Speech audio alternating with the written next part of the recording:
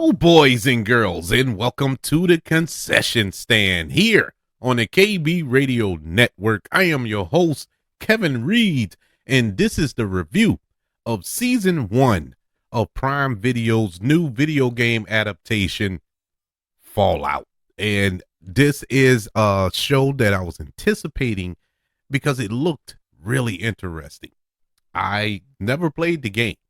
Even though I know the game is a very popular game, I never played 1 second of that game. And I'm a video game nut, but for some strange reason, I never played the game. And so I went into this show very new, green, just prepared for whatever, with no expectations on the story and, how things were going to play out and how close it was to the lore. And sometimes it's good to go into films like that or TV shows like that. Me being a comic book nut, when I go see comic book movies and it's completely different from what the comic books are, it kind of takes you out of the movie. Even though the movie can be good, it can be interesting, but at times the changes that they make for TV or film can take you out of the movie if you're a fan of that source material. And so, and not just with comic books and stuff, it could be a novel, it could be whatever the case may be. I remember, and trust me, I'm going to review this show. I remember the outcry when Jack Reacher, I'm talking about the films that starred Tom Cruise. People who are fan of the Lee Child novels of Jack Reacher were livid that Tom Cruise was cast as Jack Reacher, because Jack Reacher in the books is more like the Alan Richardson character or person who plays the character in the actual TV show, which is coincidentally also on Prime. And Tom Cruise is like 5 foot nothing playing this gigantic character. But I love Jack Reacher, at least the first one. I love that movie. But I can understand how people were kind of thrown off by that. But I went into this completely blind, not knowing anything. If you don't know anything, here's the premise to Fallout. The show depicts the aftermath of an apocalyptic nuclear exchange in an alternate history of Earth, where advances in nuclear technology after World War II lead to the emergence of retro-futuristic society and a resource war.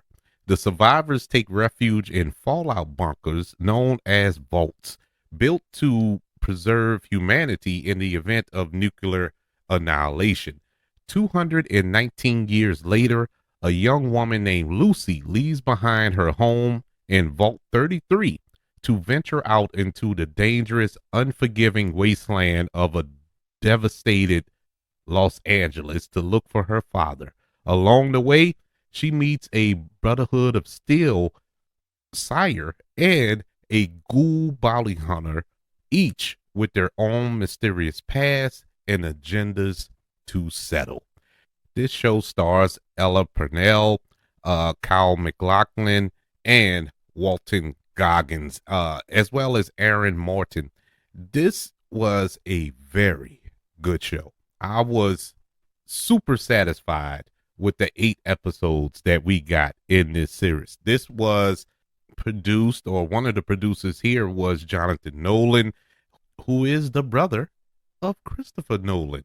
But he's not just riding off the success of his brother. He has success of his own. He gave us Westworld on HBO. He also co-wrote The Dark Knight Rises, and many other projects. He's very successful and very good at what he does. So he's not just Christopher Nolan's brother.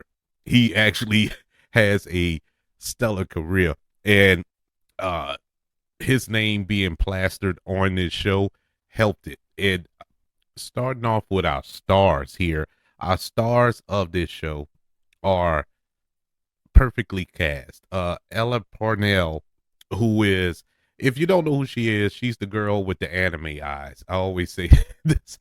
That's how I describe her. She has these big eyes, big, beautiful eyes, and it just stands out. That's her greatest feature.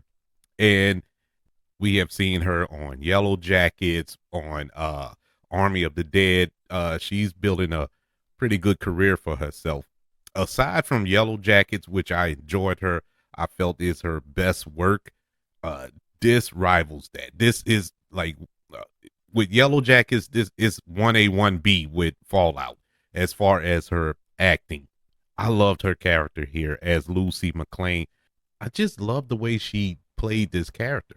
She wasn't just a naive fish out of water, being in a vault for her entire life and venturing out into the world, and you expecting her to be just this doofus and don't know how the world works and whatnot. It wasn't that. Even though there is elements of that, of course. She doesn't know how things work, but she was told pretty early on, in order to survive on the surface, she has to adapt to the surface. And she began to adapt, but she still kept her core, who she is as a person throughout this season. And man, good job, because normally a character will have this dramatic change by the end of the season, which she does go through some changes. Don't get me wrong. There are changes to her character, but at the end of the day, she's still Lucy. And Ella played this beautifully. Really enjoyed her here. The other story, or the other character that got a lot of the focus in this season, was the character of Maximus, who was played by Aaron Morton. And he plays a squire in the Brotherhood of Steel. And like I said, I don't know how the game works, but how this faction is set up, very cult like. And he's just this, like, the lowest of the low, and he has to work his way up, work his way up to be where he is in the ranks. He was all right. I think I liked the character. I didn't so much like the performance. The performance was kind of bland at times. I liked it in certain episodes, but the majority of the episodes, I really didn't like Aaron's performance here. He just had that one facial expression every episode. Whether he was mad, sad, happy, whatever, it was the same facial expression. He didn't emote enough for me. Towards the end of the season, I want to say episode 7 and 8, we finally got, a smile. And it was shocking in a sense, but he should have been did that. But overall, I like the character. It was just the performance wasn't quite there with me. But the star of this series is Walton Goggins. Walton Goggins, man, did God's work in this season. He plays the ghoul, or slash Cooper Howard here, and boy, what a performance! One of his best performances. And Walton Goggins has been killing it in everything he's in, and I'm a huge fan of Walton Goggins. I'm talking going back to Justified, and Django Unchained, and The Hateful Eight, and so on and so forth. But his comedies with Vice Principals and The Righteous Gemstones and all these, he is so versatile. But I loved him here, and he used all of those elements, comedy, drama, all that wrapped up in this performance, in this series. And awesome performance by him. Really enjoyed him. He was truly the star of this show. I don't know if it was intended for him to be the star. I know that Ella Purnell is the quote unquote star, the lead of this series, but Walton Goggins, I think he stole it from her in this season. But that's no knock on Ella. She did awesome, but he's Walton Goggins, man. I love that character.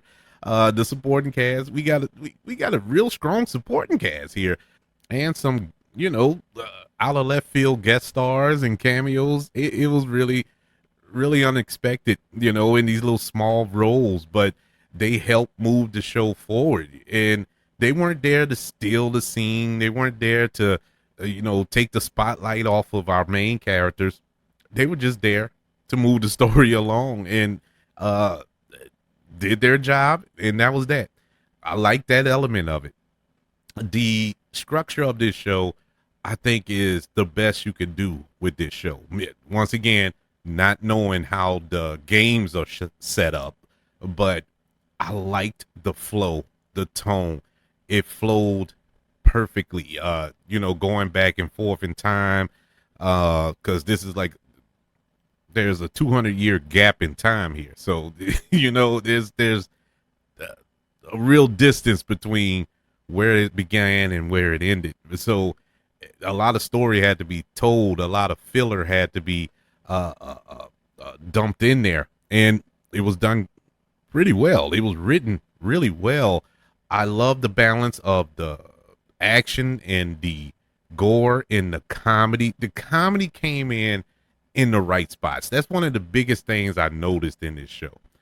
It could easily had come off as cheesy. They could have done the cheesy route with it, but it was funny for goodness sakes. It was perfectly placed jokes, and it worked in the middle of the action, in the middle of a heavy scene or something like that to kind of break the tension or whatever the case may be. It flowed. It wasn't just a corny dad joke or something like that. It was real comedy, real world interactions. I like that about it. It really stuck out throughout the season. And the special effects. Prime Video did not spare no expense on this show. This is some of the best visual effects I've seen on a TV show. Now, it wasn't perfect. There was one creature in this film, not film, but TV show that just was so cheap looking, but it looked cheap looking from the jump. And I guess that was the look they were going for. So I'm not really knocking it for it, but it was it just looked bad. But everything else looked amazing. The scale and landscapes looked beautiful. It was, this desolate wasteland.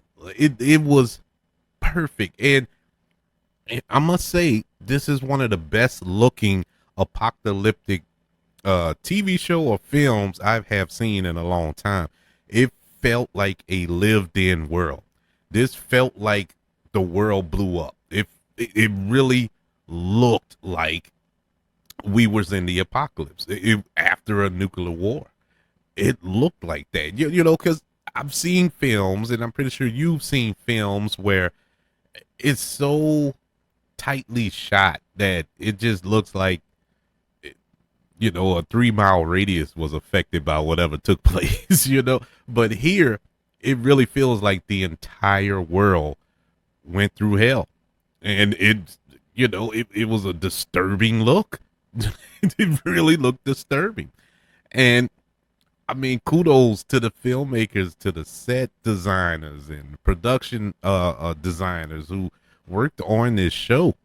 This really felt lived in, these desolate towns that Lucy traveled to, and so on and so forth. Even the vaults, because you go to different vaults in this film. I keep saying film in this show. I'm saying film because it was binged. The 8 hours. I just sat down and watched the whole series in one sitting. But it felt like a film. It's an 8 hour long film, but a film nonetheless. But anywho's, it's but the vaults felt lived in, and I appreciated it. And I loved, last but not least, in my goods, I loved the incorporations of this 60s style of film. I mean, everything looked like it came from the 60s. Like this show was made in 1963 or 4 or something like that, with the music and the designs of the cars and the wardrobe. Everything just had that 60s motif, and it looked great. It looked great. I enjoyed it for that. My negatives, like I said, I only had a couple of them. The performance by Aaron Morton as Maximus, kind of dry. I didn't really like his performance too much.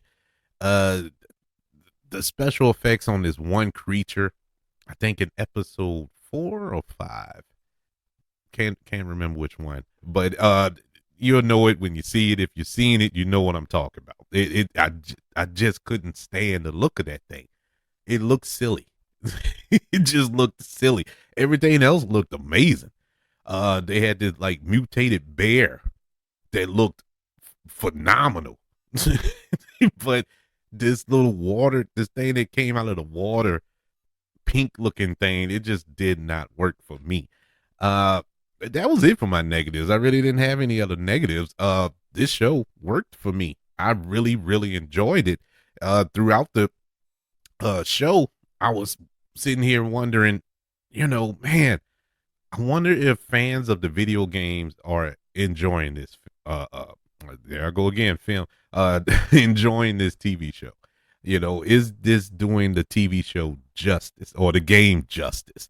I don't know. I hope it is, because it worked for me.